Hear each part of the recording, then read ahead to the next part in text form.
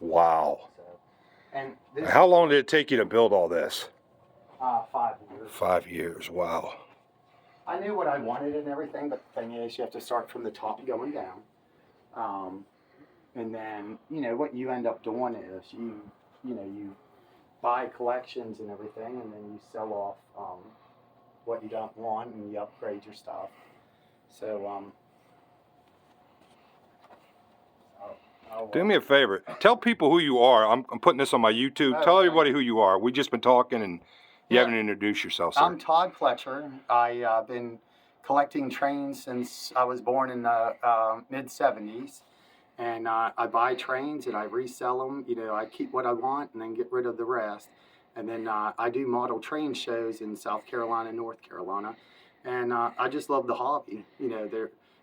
Some people are into carpentry, some people are electricians, some people are artists. So it's a variety of people that are into the model trains and everything. But if you get down there, we'll take a look at something.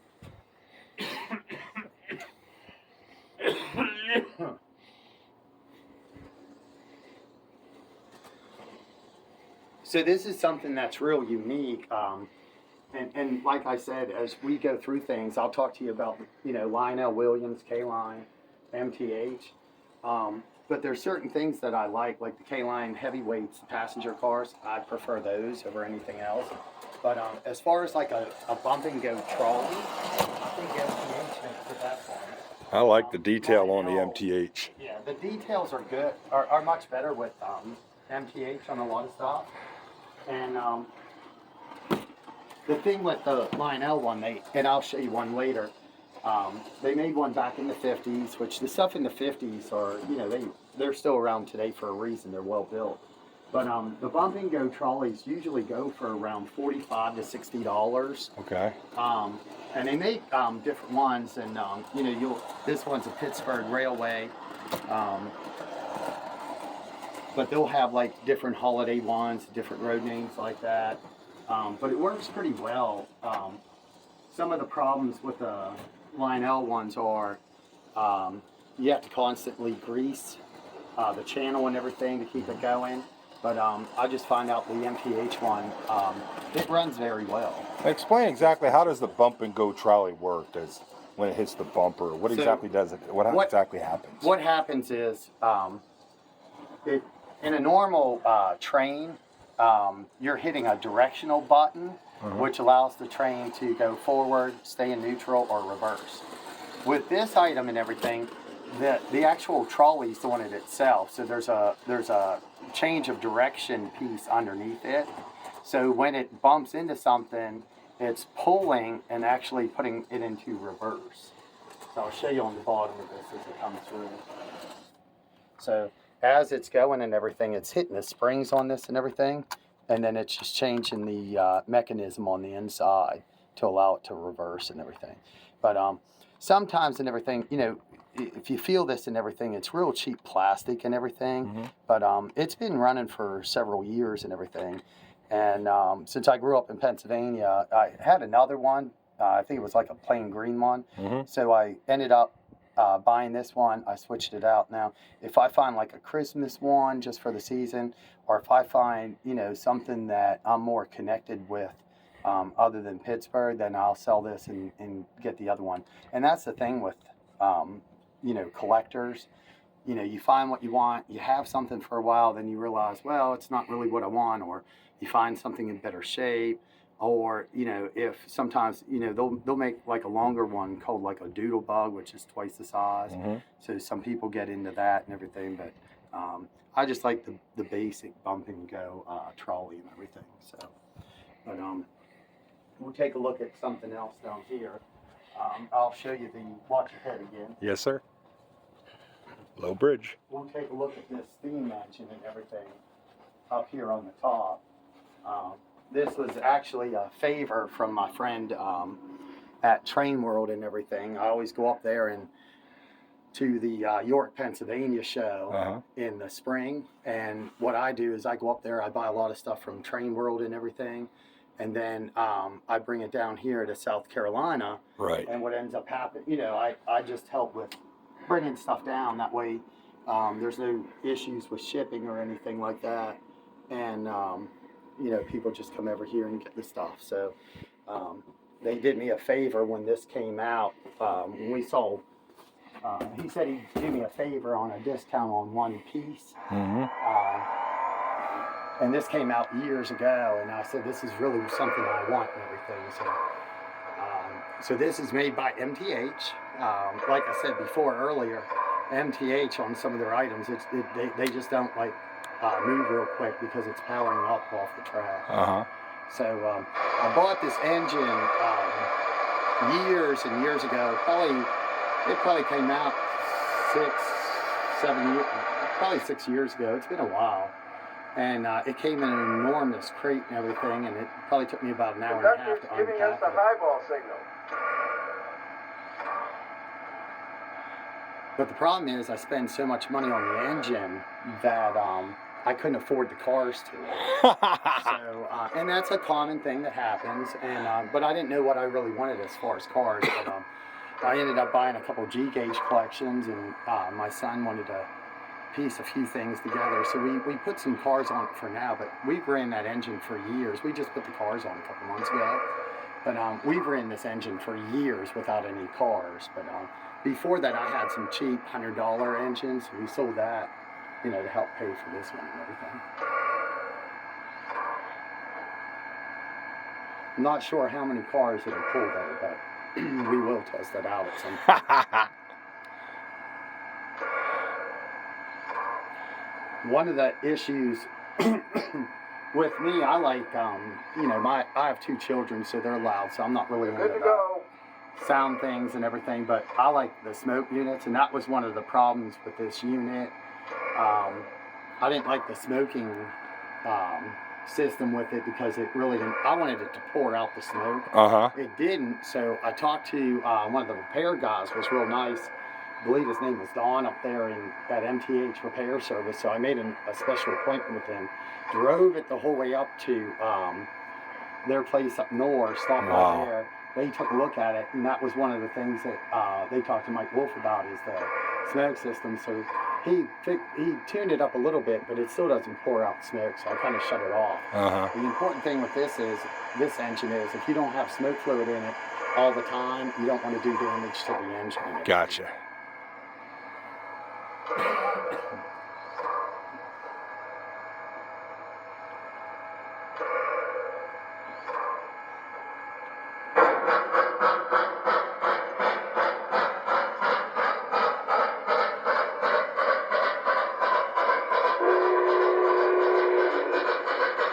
Wow. Love that train.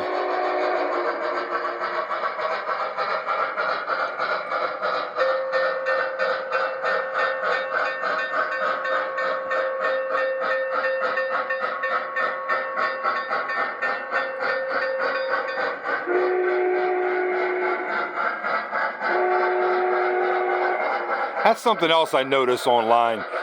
When I watch people's videos on YouTube and whatnot, they're always running the train so fast you don't even get a chance to look at any of the detail of the train. And that's what I was going to talk to you next about. Some trains, you know, they're made to run fast, you know, but something like this that's big and impressive, you don't want to run it fast. You want to run it slow so you can really see the details on the engine. That's an amazing engine. It really is. For the size and everything like that. So that's a G? Yeah, that's G scale, Union Pacific Big Boy. If my dad was here, he'd give you the history about the actual real life operating, you know, that they ran all the time. So what the thing with G-gauge is, there's different manufacturers, you know, there's, you know, Aristocraft, MTH is out there. Botman is a lower end. That's good for something like if you're putting around your Christmas tree or like kids are playing with it. But you know, there again, you get into like track. Some people like my buddy up in Pennsylvania. He likes LGB track. And it's just like, you know, I talked to you about K-line passenger cars, William engines. What I like is the Aristocraft track. And what I like about it is when it comes together, there's screws that you actually put in there, and you tighten up and everything, and then it just bonds your track really well. So, but the track going around here, you know, when you think about track, it's not that expensive and everything, but it was actually, I think about $1,500 to do the loop at least. Wow. Or a little bit more. Yeah. So one thing is, you notice that it slowed down way down there. So what I'm doing is, you can solder, you can run a wire lead down there and solder into the track, but through buying collections and everything, they make hook-ons to the track and everything, so I have them out in the building. I just haven't brought them in yet. Oh, I love that coming through the wall. Yeah. And you even have a frame built there for the train to come through. Yeah, I had a That's carpenter. awesome. And that's the thing with train people. You know, train people come from all backgrounds. A lot of them are hands-on people. Now, I am not. I'm the exception to that. But one of the carpenter, you know, the guy that was a carpenter, he did that for me. But what you need to see is when you stand there, when you go down the steps, and you can actually see the train go by, so it's pretty neat there. That is cool.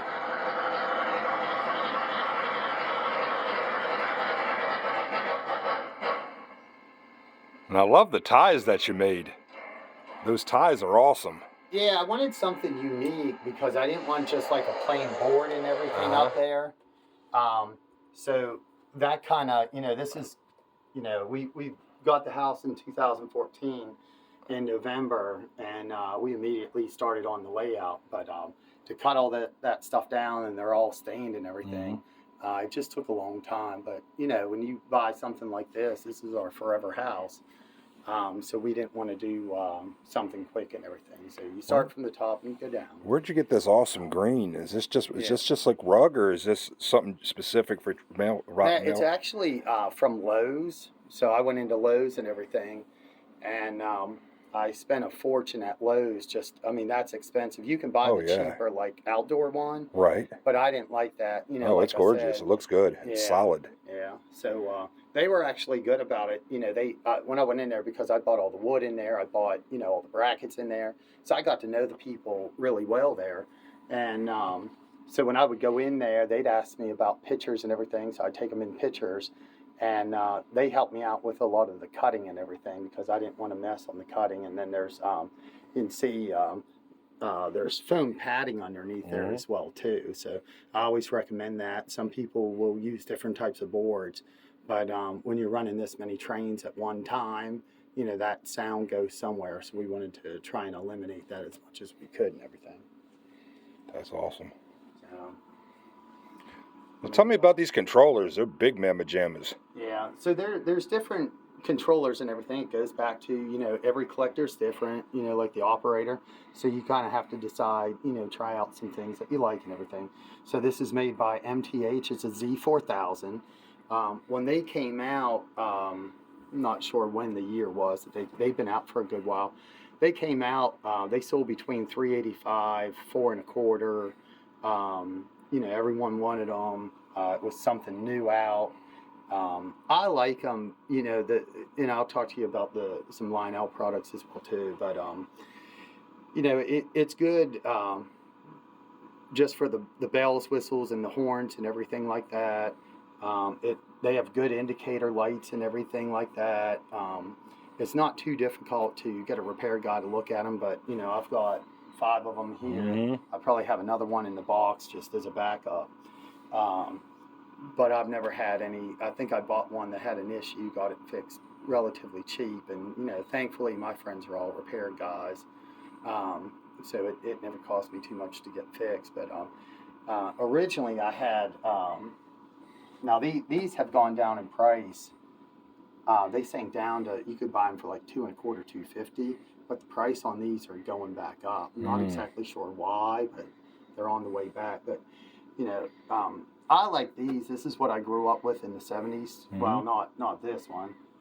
I ran ones like this here is one of ones that you'll find like a lot in like the 1970s and everything that people use. That's Lionel. What I did is I bought all ZW transformers, They make these in 250, 275 watts, but you can run 4 engines, 4 different trains at one time. These, the MTH, you can only run 2.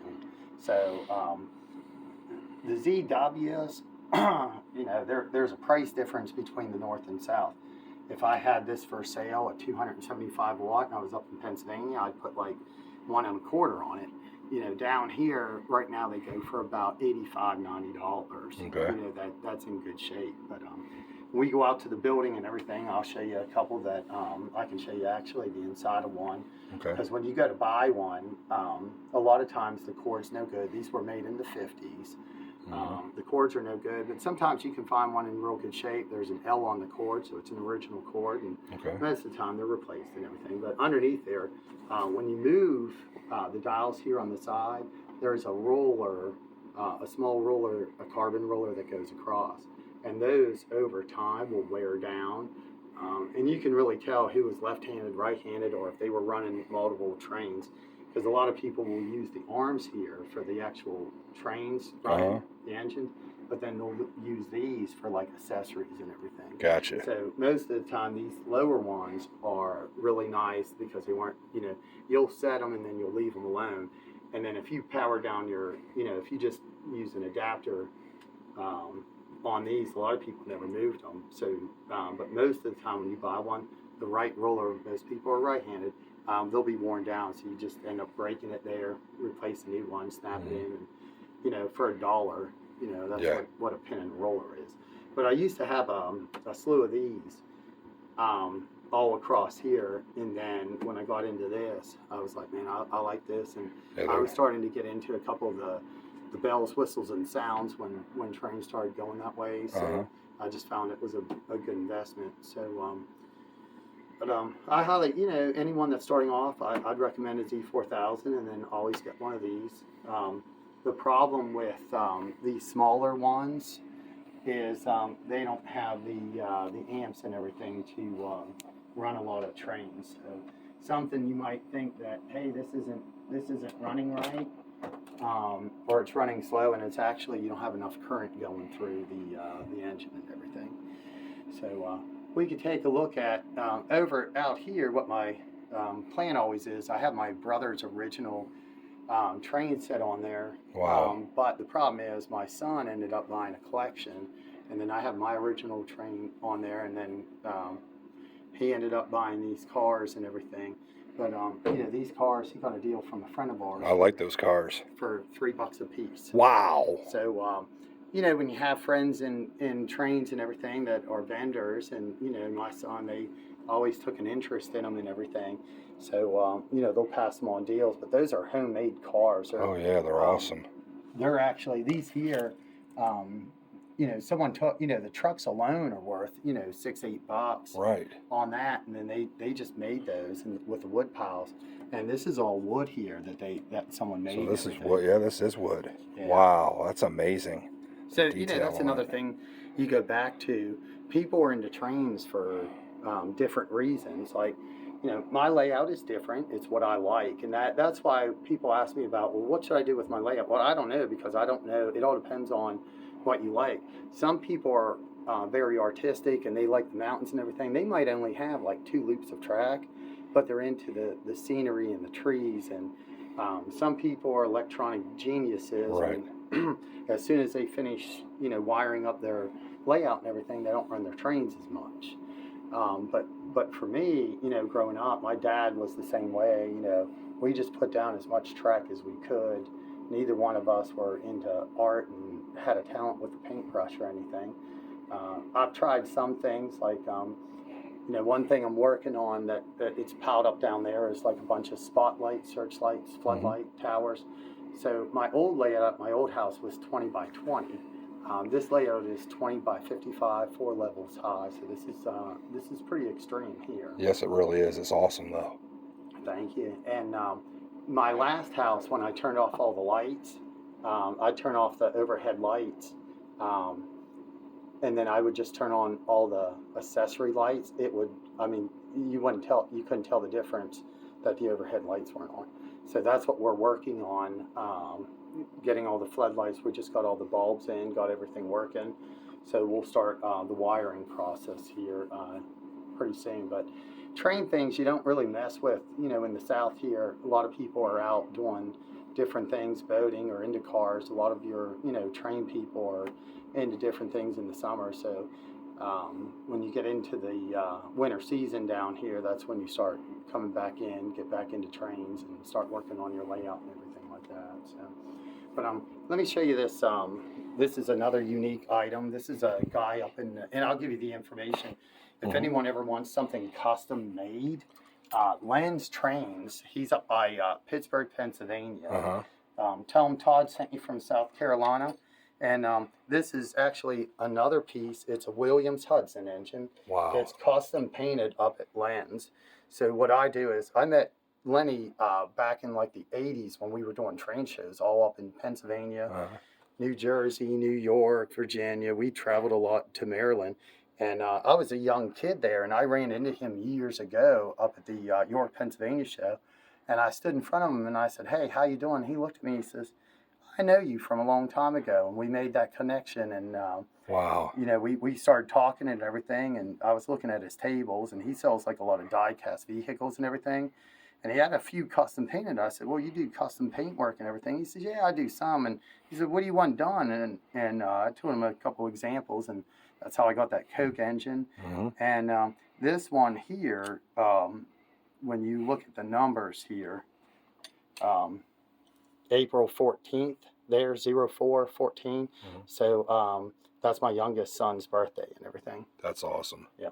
So, but that's where we came up with the numbers, and I didn't think about that. And, he called me back, and he was like, "Hey, I got some ideas for you." But he just took care of me on this. The problem with Ringling Brothers and everything, and this is actually, there's only ever 2 of these made. The other one's here as well too, but it has 0722 for my oldest son, so they each got their own. So hopefully they won't fight about it, and they can recognize whose is whose. But the thing about the Ringling Brothers and everything, I'll show you a passenger car set that was made by K-Line Heavyweights. It's actually right here by us. Circus stuff is more difficult to buy. It's more expensive. A lot of people that buy the stuff, they never sell it. Yeah, I could say. So this is the other engine that's on there. And there's a number 2 on there for him. And we actually, we got the numbers wrong. Well, I guess this one really belongs with the other one because what I did is the first child born, and then I put his birthday. So somehow the engines got mixed up with the tender. So they can sort that out later. But the cars are really nice. But the problem is, that's what I was getting into, is MTH made an engine years ago for Circus. But the problem is, it's half the size of that. It's smaller than the cars. It's a beautiful engine. It runs really well. It pulls cars. But the problem is, it just doesn't match the cars. So that's why I ended up going back to the Williams. And, I wanted something that could pull all the cars, but also that it would be the same size. Right. So generally, you'll see a lot of passenger cars that, like Williams made a lot of passenger cars and still does. I have a lot from like the 1990s and everything. They made 60-foot, 70-foot, and 80-foot cars. Wow. So basically, they go up like 2 inches. It's like 15, 17, 19 inches. But normally, they come in like a 5. You basically buy 5 at a time. And I think Williams now is selling sets with 4. But when, I like long, the thing that I like with trains, and you'll see that is, I have very long trains and everything like that. I like the long trains. But something like that, the boys will just split up 5, and they each take 5 cars, and they have a nice set with that. But right. On the layout, I like a little bit more and everything.